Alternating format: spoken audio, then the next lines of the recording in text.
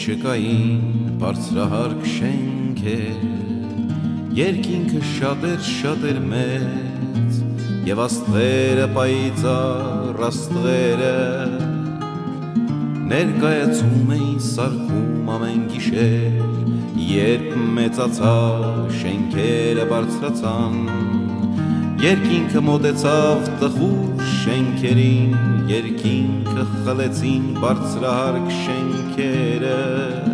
աստղերը մեզնից հեռացան, մարդիկ հանկարծ դարձան տխուր ու անժպիտ, մարդիկ հանկարծ դարձան օգնած ու մտահոգ, կապույտ երկինք, կանաչարեր, բակում կային անթիվ ճերմակ աղավնիներ, թռչում էին նրանք կապույտ երկինքն ի վեր, ու իրենց հետ բերում ուրիշ աղավնիներ, մի օր հանկարծ շենքերը բարձրացան, աղավնիները մի օր տուն չդարձան, մի օր հանկարծ շենքերը բարձրացան, և մարդիկ հանկարծ փոքրացան, մարդիկ հանկարծ դարձան տխուր ու անժպիտ, մարդիկ հանկարծ դարձան օգնած ու մտահոգ։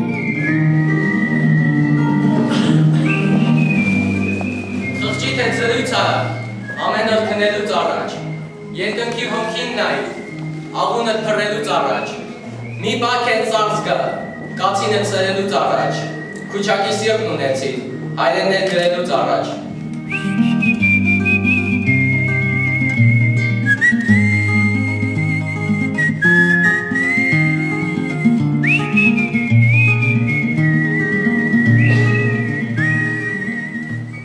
Բարև հարգելի հյուրեր, ողջույն սիրելի ուսուցիչներ, Երևանի Պուշկինի անվան դպրոցի 9-րդ դասարանի աշակերտները իրենց շատ սիրելի դպրոցի 75-ամյակին նվիրված միջոցառումների շրջանակներում հերթական գեղեցիկ օրն է ձեզ նվիրում։ Այսօր դուք հնարավորություն կունենաք դառնալու համոզային մարդու և անաստեղծի զրուցակիցը, լինել նրա ծննդավայրում, Լոռում, քաղաքներում և ապուպապատ աշխարհում։ Ձեզ կներկայացնենք Համո Սայանի բանաստեղծություններից մի փունջ, որոնք մեզ բոլորիս կտեղափոխեն Սայանի ստեղծած քարապների, ջրվեժների ու ծիածանների գունագեղ աշխարհ, ուր ապրող մարդը ևս օժտված է իրենց ծնողողի վեհությամբ ու խորությամբ։ Հաճելի ու հագեցած պահեր ձեզ, և թող բարի լինի օրվա խորհուրդը։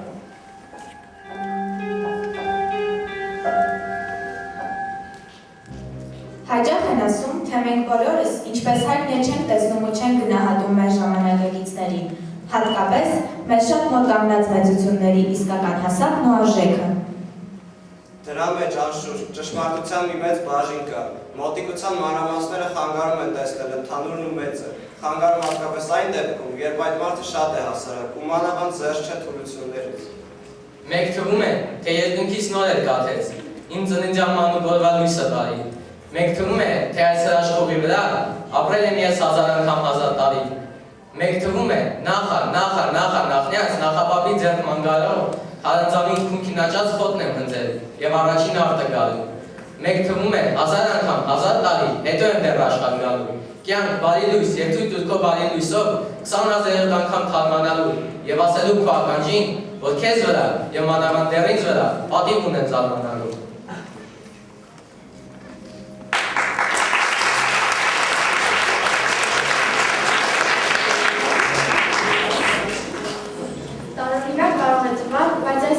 Համոսայան մարդուն և բանաստեղծին մոտենալու և նրան ինչ մտքեր բնորոշելու համար ուղիներ խնդրելիս միամտածրույց էր ամերցորանում մեկներ և քանի որ ճանապարհին ոչինչ հերձակպես չի հայտնվում, մենք որոշեցինք նրա միջով էլ մոտենալ հենց բանաստեղծին։ Ավանդազրույցը իր Արիիչ գրքի վերջաբանում ներկայացնում է արգենտինացի նշանավոր բանաստեղծ Խորխե Լուիս Բորխեսը, թափանցիկ պայծառություն տալով իր գրքի նկարագիրը։ Ներողություն խնդրել եմ Բորխեսից իր համար վերած բացատրությունը փոխարելու համար իարքայնացում մեզ ասելով նաև, որ իսկական արվեստագետներ թելեմեսաժանի են այս բանալիով բացատրվելու, ուզում ենք ներկայացնել այդ ավանդազրույցը։ Մի մարդ նպատակադրվում է նկարել աշխարհը։ Տարիների ընթացքում տարածությունը բնակեց մեր թագավորությունների ու նահանգների, լեռների, ծովախորշերի, նավերի ու կղզիների, աստղերի, ձիերի ու ձկների, նաև մարդկանց պատկերներով։ Մեռնելուց քիչ առաջ նկատում են, որ այդ համբերատար գծերի լաբիրինթոսը իր իսկ դեմքի պատկերն է։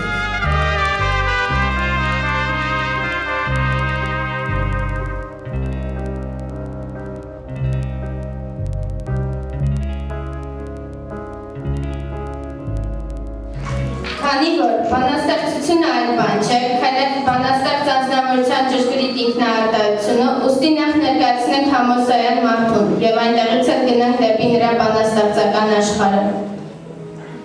Նա սահմանբարի փխրու ոտքից գլուխ խիղճեր, բայց եւ զերծ չէր մարդկային թուլություններից, որոնք սակայն նրա առաքինությունների ու առավելությունների բնական շարունակություններն են։ Եվ այդ իսկ պատճառով բոլորի համար ընդունելի ու սիրելի, ինչպես ինքը բանաստեղծն է ասում։ Ինչ ճանաչել է, մի քիչ դժվար է, հասկացեք էլի, ես մի քիչ բարդ եմ, սարի պես պինդ եմ, հողը պես փխրում, ինչքան չլինի դեռ մի քիչ մարդ եմ, մեր ոտքից գլուխ զարդեր եմ հագնում, մեր այնպես շուք, պարզ ու անզարդ եմ, մեր քար ու քարապ, մեր թվարի խոպան, մեր կանաչանդար ու ցանած արդ եմ, կյանքս ավարտելու վրա եմ արդեն, բայց ինքս ավաղ, դեր անավարտ եմ, ինչ ճանաչել է, մի քիչ դժվար է, հասկացեք էլի, ինչ արեց մարդ եմ։ Ոչ, Ամոսայանը մի քիչ էր մարդ, արամոժությամբ իսկական մարդ, եւ բնական է, որ նրա ստեղծած պոեզիան պետք է նման լինի իրեն, եւ նման է, նման, որովհետեւ անհատականությունը իսկական բանաստեղծ է, խոշոր բանաստեղծ, եւ այս դեպքում մարդու եւ բանաստեղծի միջև հակասությունները բացառվում են։ Ինձ իմ երգի մեջ մտրեք միայն, ես էլ ուրիշ տեղ չկամ։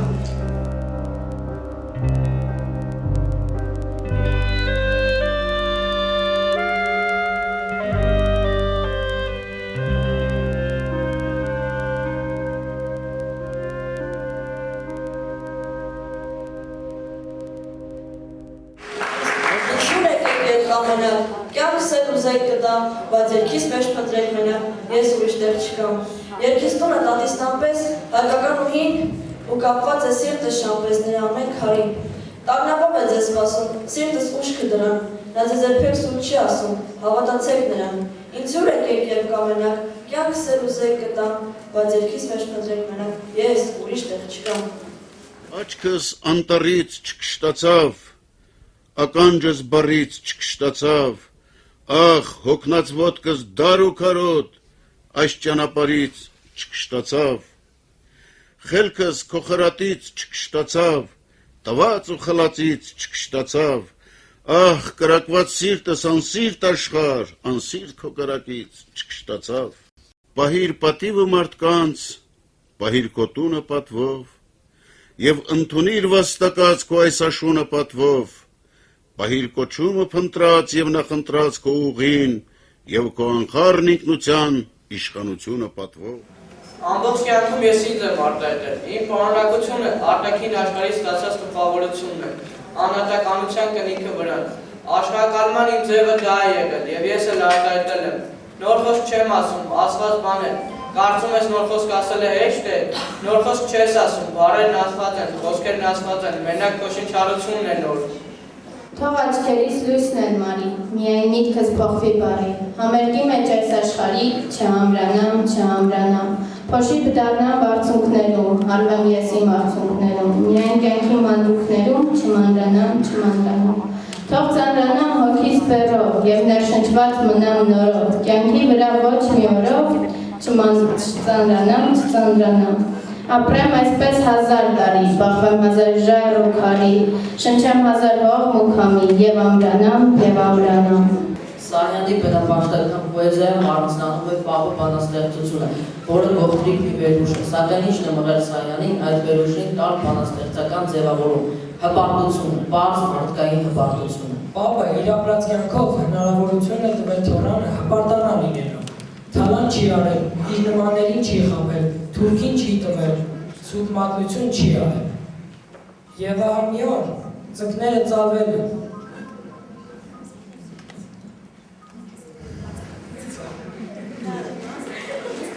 Նա զարմանկից քարացել է, քանի որ էլ չի կարողացել աշխատել։ Եվ Աստվածիքն է որոշել իր կողմ տանել եղանակը, ըստ մարդու ապրած կյանքի, ըստ մարդու արժանիքների։ Պապը մոտ ընկել է մեր գյուղի շիվերը, իմ պապը պատել է մեր գյուղի ցիերը, իմ պապը մեր գյուղի պատերը շարել է և բոլոր կամերը մեր մենակ արել է, ջրել է իր այգին ու մարգը բահել է, և արդար քրտինքով իր տունը պահել է, իմ պապը վարել է, իմ պապը ցանել է, իսկ քնձի ժամանակ ձեռքի մեջ մանգաղի դաստակը ցավել է, իմ պապը հողի հետ խորհել ու խոսել է, ամպի հետ արտասվել ջրի հետ հոսել է, մի օր էլ երբ հանկարծ ծալվել իմ ծնկները, զարմանքից քարացել, ամոթից շիկնել է, թողել են ամաչը և շունչը պահել է, և հետո քրտինքը ճակատին պաղել է, և պապը ակոսում պարկել ու քնել է, խառնվել են հողին, որ իրեն սնել է։ Ինչից է, որ Հայաստանում ջրերը չեն հանգստանում, այլ քարեքար ընկած այսպես, հնուց ի վեր, գժված ի պես, շարաչում են գիշերվի վար և ճչում են տագնապահար։ Ինչպես հանգստանան, երբ հայերի լեռների մեջ նրանք չունեն ապաստարան և գնում են ապաստանում հեռու տապաստանում։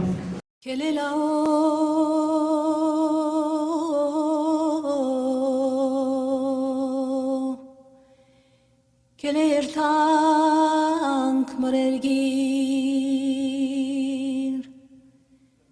երթանք ընձոր, կաղինք մատխաշ խավրծիլ, կաղինք, էնինք մզի դեղուջար,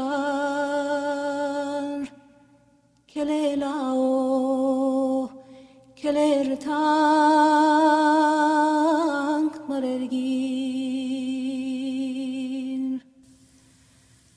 Հայաստան, անունը տալիս, ժայռի մեջ մի տուն եմ հիշում, ալևոր կամուրջի հոնքին, ծիծառի մի բույն եմ հիշում, թեքված մի մատուռ եմ հիշում, և բերդի տեղահան մի դուռ, ավերակ տաճարի մի վեմ,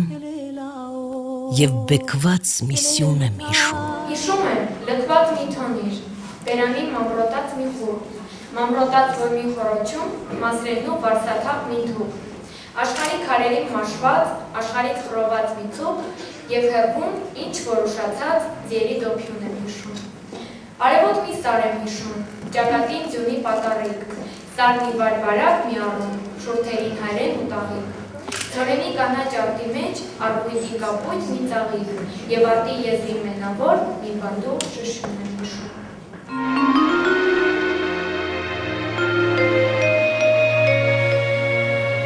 Մեր լեզուն,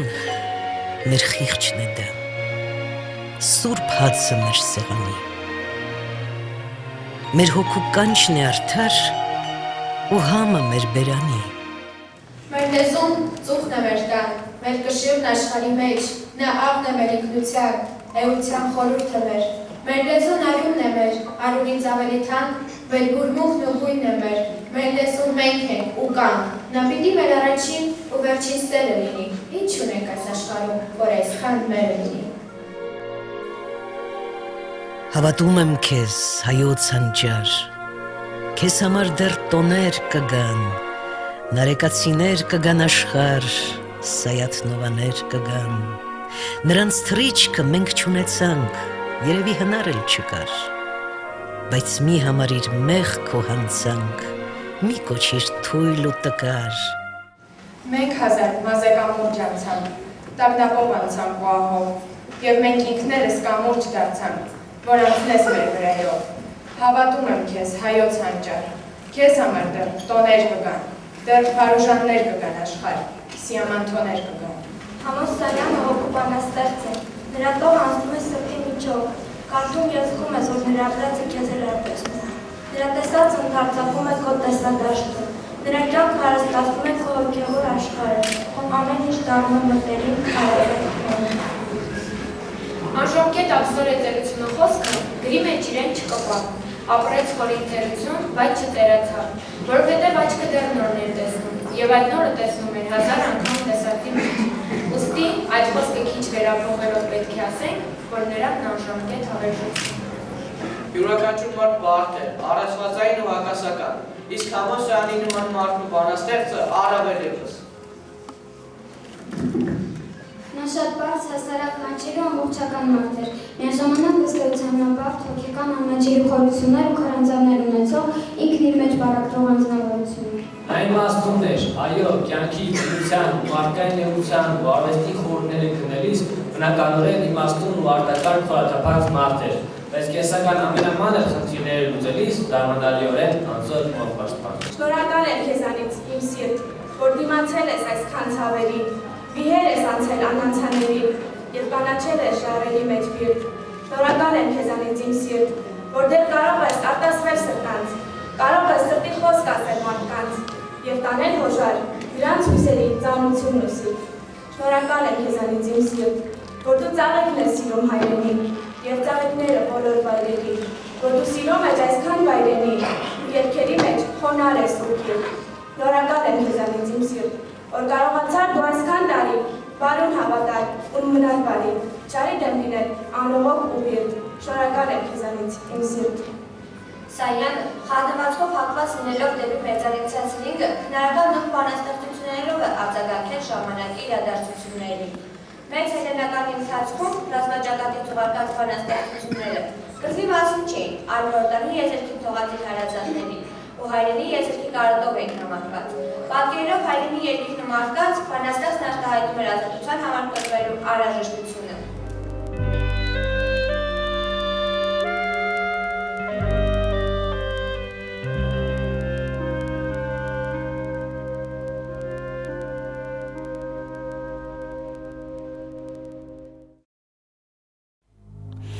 Իմ հերու նայրյան տալարը բարդին Իմ հերու նայրյան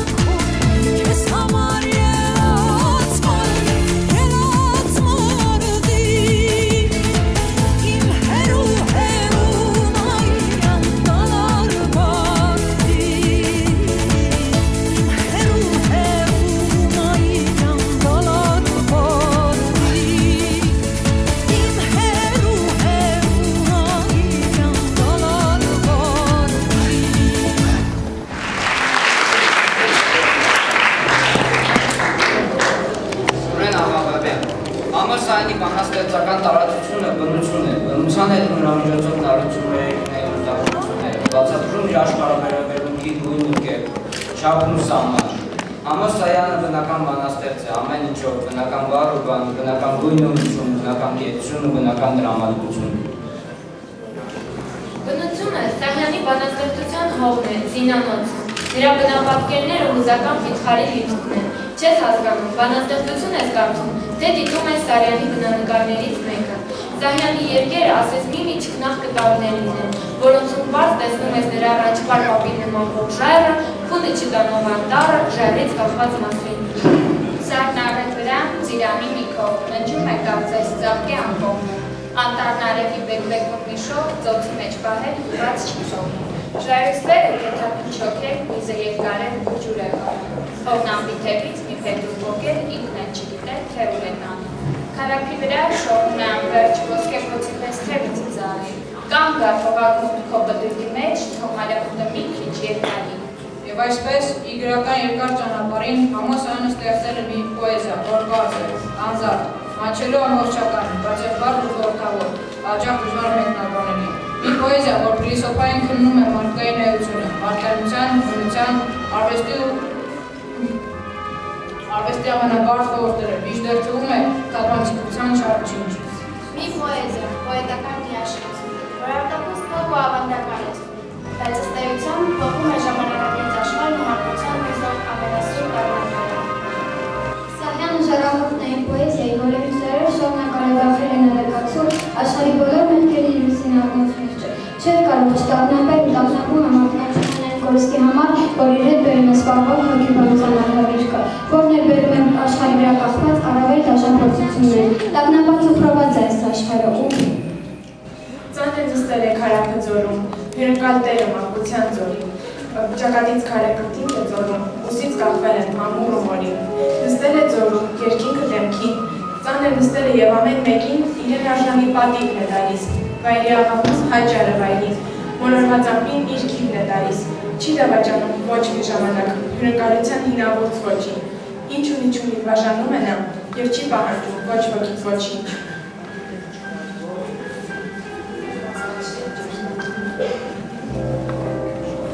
Սարյանի շատ ու շատ բանաստեղծություններ կարող են բնության սոսկված նկարագրություններ, բնանկարներ թվալ, սակայն նա խորամանկորեն է իրեն բնանկարիչ ձևացնում, շատ մեծ, բարդ ու լուրջ բաներ ասելու համար։ Սահյանը խորապես համոզված է, որ եթե բնանկարը ճշմարիտ արվեստի գործ է, դադարում է սոտ բնանկար լինելուց և վերածվում մարդկային հոգու հայրու։ Քարայրի դիմանկարը դա ու պապի, կածանի դիմանկարը դա ու մասրենու, իսկ ընդհանրացման մեջ Հայաստանի հայ մարդու, հայ ժողովրդի հավաքական խտացված դիմանկարը։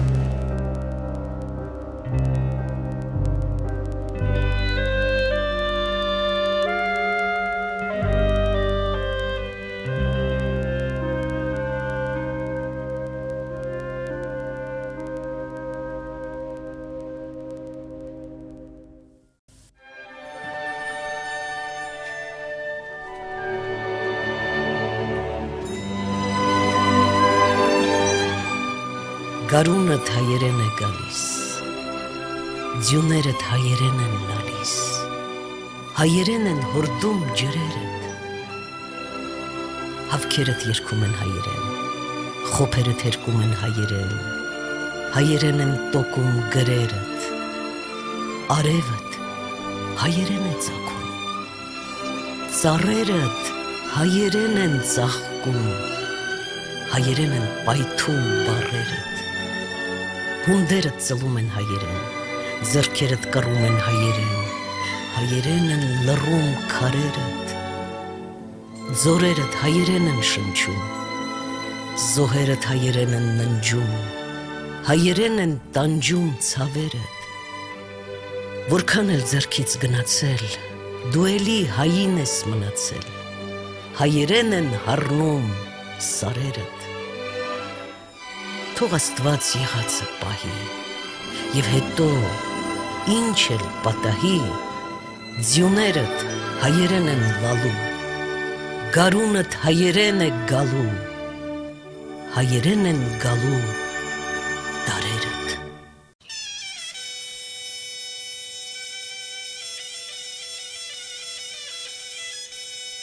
Հայաստան ասելիս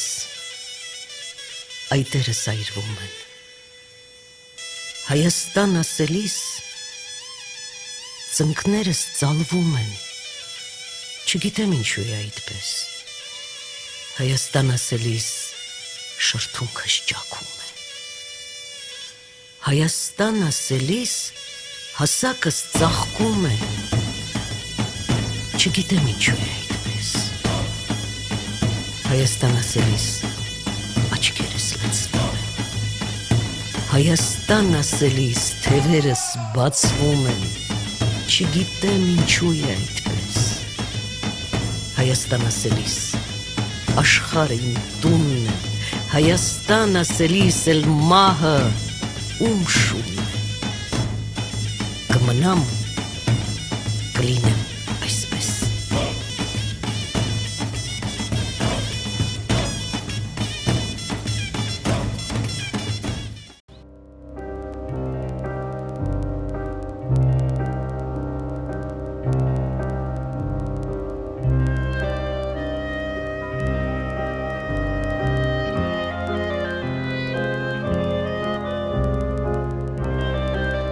Վահագնդակցյան, կուզեի կան ու ճակատը թամբուրել, քո ջինջ ու խոր երգերի համար, քո այդհրաշալի բուրապատկերի համար, որոնք արդեն քուստ են բուրապատկեր, իսկ խորքում խով ու փիլիսոփայություն, այն քարակների համար, որոնց դեպքում թաքնված խորհուրդ ու քննչությունը բացեցիր գրուտ, այն կածանների ու արարիների համար, որ քո մանկության ողնահետքերից անձրևաչել է խմել երջերում, այն պահերի համար, երբ որը մտնում է շահ է իրականացի, և տխրությունը կամաց փոխվում է լացի։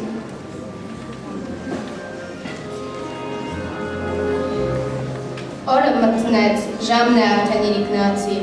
տխրությունըտ կամաց փոխվում է լացի, կալերի մեջ ծողնոտաբույր թիկնոց հակած, նինչ էին մտնում ամառային օրը վաստակած, իշնում էին խոհում խոնարդեզերի ուսին, մի կատնաունց երկնակամար, մի ձերալ լուսին, մեկը մեկից ամանչելով և զուսպ և հավակ նստում էին մերոն կարգով կրծեր ու ավակ, նստում էին ես սպասում մինչև պապը գար, մինչև բակում ծաղիկ եզան զանգը ծլնգար։ Պապը գալիս ճուպրի գլխին նստում է շուկով, ու լցվում է տունը դաշտի կուր ու շշուկով, ու և տատստերք ներառնում շերև հեինի, կթարները բնազդաբար աղոնում էին, թանավորի տակ գորոշին գերանին արգում, ուսյուն նկար լոզ, և դավեր։ Հայնում էր տակ թանավոր, դավար ուսամին, աշխատավոր մի գերդաստան, պարզ ու միանմին։ Հիմա այդ մեծ գերդաստանից ոչ մեկը չկա, ես եմ մտնով, իբրև ուշ և իբրև վկա։ Օրը մտնեց, ժամն է արդեն նահացի, շությունս կամաց փոխվում է լացի։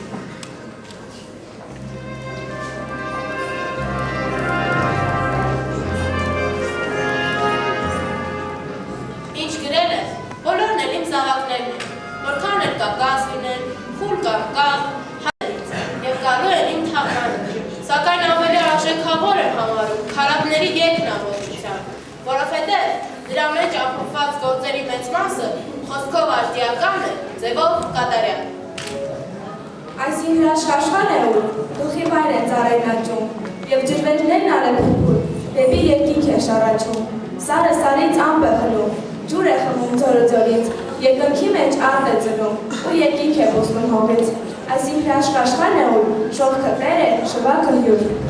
Հաճախ է կրկնվել, որ Համոսայանը իր ժողովրդի հարազատ զավակն է, և դա ճիշտ է, բայց եթե հարազատ զավակ լինելը բնախոսական երևույթ է, և շատերն են կրում այս շնորհը, ապա հավատարիմ զավակ լինելը, այն էլ մեր օրում, և այն էլ արվեստի մեջ շատ դժվարին ու բարձր առաքինություն է, քանի որ նորաձև լինելու գայթակղությունը չափից ավելի է։ Հաճախ է կրկնվել, որ Համոսայանը իր լեռն աշխարհի իր հողի ու քարի ծնունդն է, և դժվար է հաճախ որոշել, թե նրա բանաստեղծություններում որտեղ է սկսվում հողի ու քարի խոսքը, և որտեղ է վերջանում իրենը, դժվար է որոշել, թե որտեղ է վերջանում այդ հողն ու քարը և որտեղ է սկսվում ինքը։ Ինքը Սահյանը գրել է այդ մասին։ Կանգնել եմ ամուր քարակի վրա, իմ հասակով մեկ, կածես թե զուգաջորդն եմ ես, չգիտեմ, քարե արյունն է նրա, գալիս ու լցվում երակներից մեջ, թե իմ արյունն է, և ալով այսպես գրում նրա մեջ ու վերադառնում։ Բայց շատերն են այս հողի ու քարի ծնունդ, շատերն են երգել այս հողն ու քարը, բայց և շատերի գործերում Դրանք այդպես են, միայն քարով մնացին։ Կարևորն է, որ Համոսայանը ոչ միայն այդ հողի ու քարի, այլև մի ժողովրդի դարավոր ոգու ծնունդն է, եւ այդ ոգին է, որ նրա ստեղծագործությունները դարձնում են եւ այդքան նյութական, եւ այդքան ոգեղեն։ Իսկ ոգին բանաստեղծության մեջ ամեն ինչ է։ Առանց այդ ոգու ամենափայլուն, ամենակոփածո իր մեջ մի զարմացնող գործն անգամ որոշ ժամանակ չդասնելով կարող է աստիճանաբար խամրել։ Համոսայանի բանաստեղծություններին այդ վտանգը գեցել չի սպառնա, քանի որ դրանք ոչ միայն մարդկային, այլ ոտքից գլուխ ազգային ոգով են շաղախված։ Բանաստեղծն այո, երկինք է ու երկնքում ճոճվող հողեղեն ոգի, նա ասվերի մեջ ծաղիկ է վարում և ասվերն ընկում ծաղիկների։ Բանաստեղծն այո, հողի երկնքի աստի ու ծաղիկի դեզերական հրաշ դաշնության պատկերն է միգում, որի մեջ բոլոր թևերի թափարումի սարսուկներ կան և անկարների ծափ ու ծիծաղի ճղանքներն անում։ Միշտ չէ, որ իսկական ու կեղծ ոսկին հեշտ է լինում տարբերել։ Առավել ևս դժվար է իրարից տարբերել բանաստեղծական ոսկի իսկությունն ու կեղծությունը։ Եթե ոսկե մետաղը կրակով են փորձում, ապա բանաստեղծությունը արվեստի ճշմարիտ ընկալում ունեցող թոփու կրակով։ Եվ բոլոր նրանք, ովքեր ունեն այդ թոփու կրակը, վաղուց արդեն փորձել ու հասկացել են, որ Համոսայանի պոեզիան իսկական ու ձույլ ոսկի է։ Համոսայանի բանաստեղծական ոսկու վրա ժամանակը վաղուց է իր վավերացնող կնիքը դրել և իրավունք տվել մտնելու հայտարարվող պոեզիայի գանձարան։ Եվ ուրեմն, եթե Համոսայանի հոգու ոսկին իր հայրենի լորն էր, ապա մենք էլ ուզում ենք ձեզ խոստովանել, թե որն է մեր հոգու ոսկին։ Դա մեր հարազատ քաղաքն է, Երևանը, և այդ քաղաքի ծոցում ապրող ամենահարազատ քարափը։ Պուշկինի անվան դպրոցը։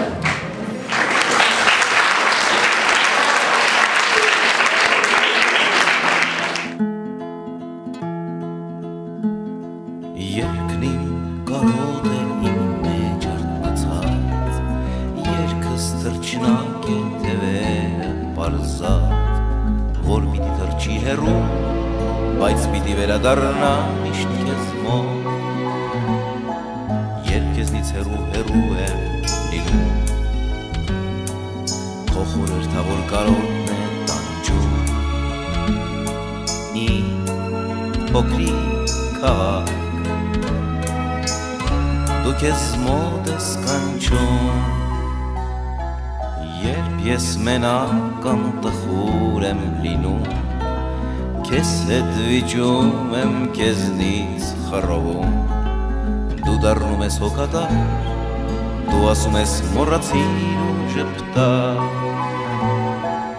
արևի շողերի մեջ արթնանում, արևի շողերի մեջ ծիծաղում, իմ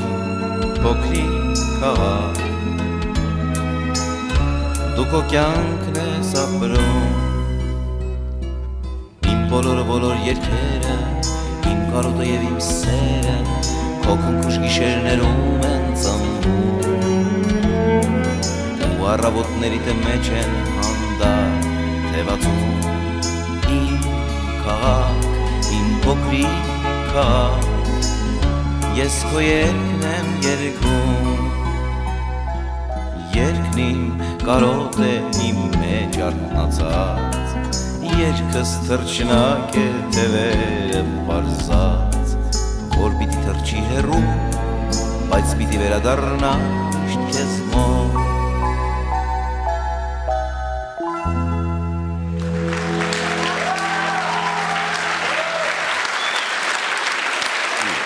Համոսայան, իմ քարափներն ու ես։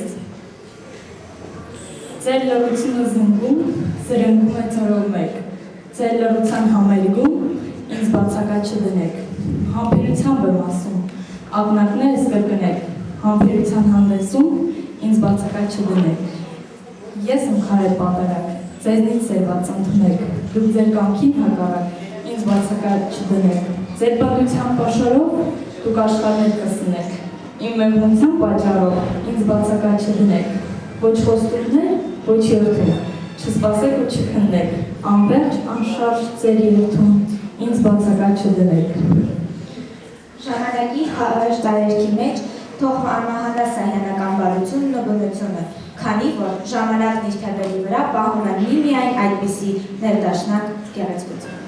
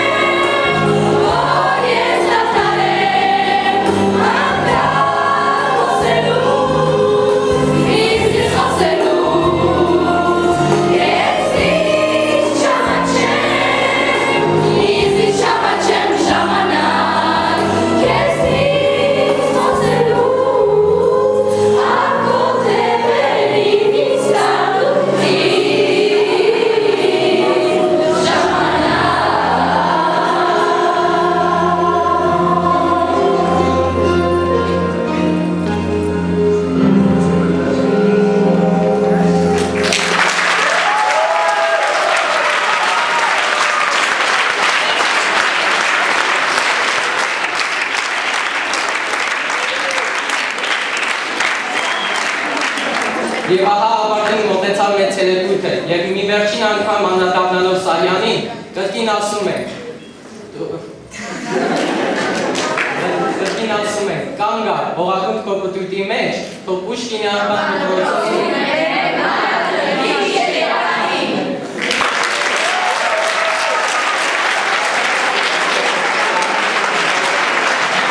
Դե ինչ,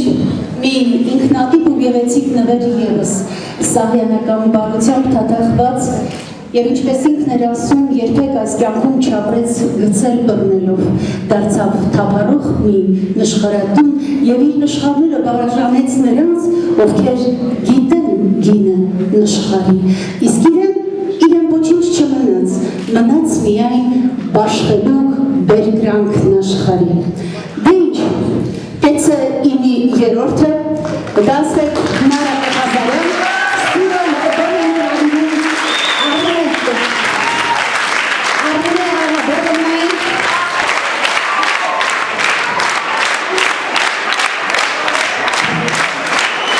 այդին քորի խորակայություն այս գեղեցիկ նվերի համար